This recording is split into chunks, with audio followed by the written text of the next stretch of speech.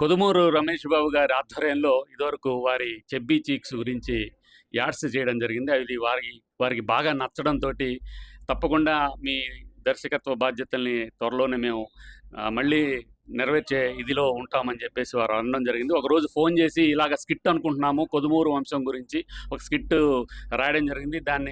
అది రూపకల్పన మీరే చేయాలి అని రమేష్ బాబు గారు ఫోన్ చేయడం జరిగింది. చైతన్య గారు చక్కగా రాశారు. హైదరాబాద్ చెంది మన కొదుమూరు వంశానికి చెందిన వారే. చైతన్య గారు ఆవిడ రాయడం జరిగింది. అవి చూసి ఏం మార్చక్కర్లేదు సార్, కాకపోతే ఇంట్రడక్షన్, క్లైమాక్స్, తర్వాత ఒక పాట యాడ్ చేయడం జరుగుతుంది, అది బాగుంటుంది.